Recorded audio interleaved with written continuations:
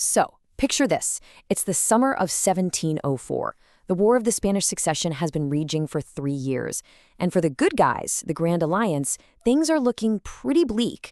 France's King Louis XIV, the famous Sun King, is on the very brink of a knockout blow, one that would totally shatter his enemies and reshape the map of Europe.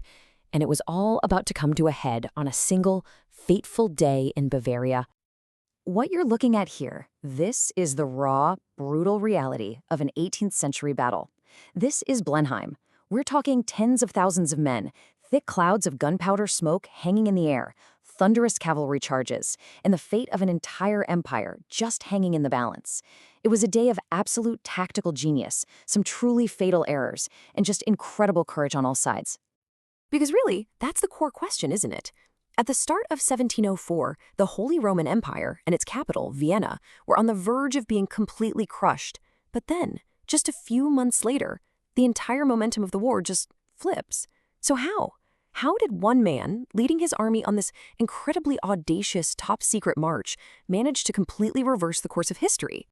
So, to really get why Blenheim was such a game-changer, we first have to understand just how desperate the situation was.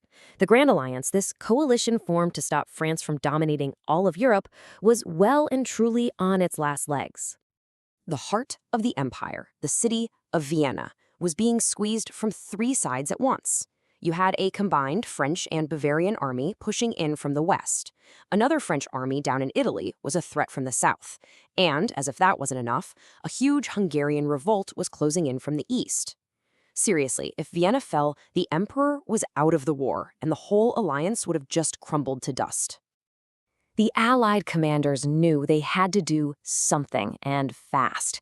But the guy with the boldest, riskiest, and maybe craziest plan of all was the English commander John Churchill, the first Duke of Marlborough. I note this quote from Winston Churchill, who was actually a descendant of Marlborough, just captures the moment perfectly.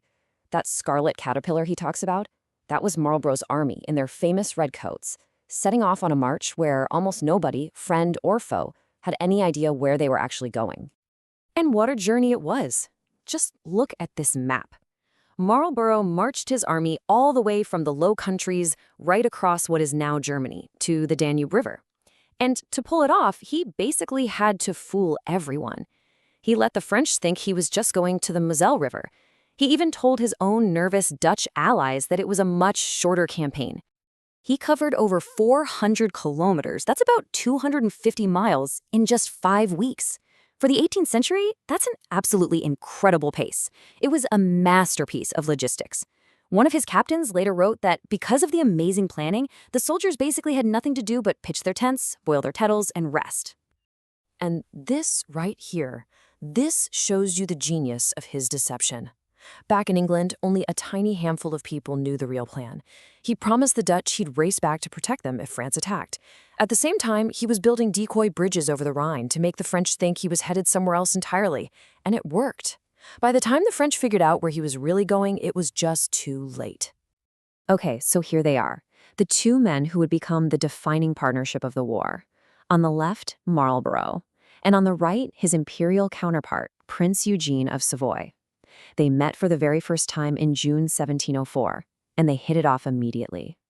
They recognized a kindred spirit in each other, and it was the start of a legendary friendship and an unstoppable military team. So, with Marlborough and Eugene's forces now combined, and the French desperately scrambling to reinforce their Bavarian allies, the stage was finally set. A massive, decisive battle was coming, right there on the banks of the Danube River. Let's do a quick tale of the tape. If you look at the numbers, the Grand Alliance under Marlborough and Eugene was actually the underdog. The Franco-Bavarian army had more men and a lot more artillery. The Allies weren't betting on brute force. They were betting on superior tactics and better leadership. The French and Bavarian commanders felt pretty good about their spot. They set up what they thought was an unbeatable defensive position. You can see their flanks were anchored on these fortified villages, and their entire front was protected by this marshy stream, the Nabel. They were so confident they actually thought the Allies were getting ready to retreat. But retreat? No way. Marlborough and Eugene had zero intention of retreating. They were planning to attack. And their entire strategy rested on one incredibly audacious gamble. Okay, so here's the plan, and it's brilliant. The Allies would launch these furious attacks on the enemy's strongest points, the villages on the flanks. Now, these attacks weren't really meant to succeed. They were a diversion designed to pin down French troops and stop them from moving to reinforce their center. Once the center was thinned out and weakened, that's when Marlborough would deliver the killer blow. And at first, things went pretty much how the French expected. The Allied attacks on the villages were thrown back again and again with really brutal casualties. Over on the Allied right flank, Prince Eugene's men were driven back 3 separate times. For a while there, it really looked like the plan was failing. But then, the French commander inside the village of Blenheim made a catastrophic mistake. He panicked. Without getting orders from his commander-in-chief, he started pulling his reserve troops into the village, which was already jam-packed. As his eyewitness wrote, the place became a death trap. It was so crowded the men couldn't even fire their muskets. And Marlborough, who had this incredible eye for the battlefield, saw it happen. He saw the French strip their center of infantry, packing them uselessly into that village. He knew, this is the moment. This is the chance I've been waiting for. And he gathered a massive force of cavalry, 81 squadrons, for one final decisive charge. The only thing standing in the way of that massive cavalry charge were 9 battalions of French infantry, now left completely alone in the center of the field. And you have to admire their courage. As this account says, they were supported by nobody. They just stood their ground and fought to the last man.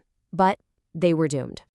And just like that, the French line completely shattered. The Allied cavalry just punched right through the center. The French horsemen fled in a panic. Thousands were cut down or drowned trying to escape across the Danube River. And in the middle of all that chaos, the French commander-in-chief, Marshal Tallard himself, was taken prisoner. It was over. The battle was over in a matter of hours, but its consequences, well, they would be felt for the next 10 years. The impact was just staggering. Before this day, France was considered the unbeatable superpower of Europe. After Blenheim, that myth was completely shattered. Vienna was saved, the Habsburg Empire was secure, and the Grand Alliance was back in the fight, stronger than ever. The war would still drag on for another decade, but its final outcome was really decided on this one August day. And in the middle of all the chaos and triumph, Marlborough found a moment to pause, pulled out the back of an old tavern bill, and scribbled this short note to his wife, Sarah. Just a simple message sent by a writer all the way back to London to announce one of the most important victories in European history. It really makes you think, doesn't it? Blenheim is a powerful reminder that history doesn't always creep forward. Sometimes it pivots hard on a single audacious plan, a single fatal mistake, or a single glorious, bloody day. What is it that makes a moment like that echo not just for the next decade, but for centuries to come?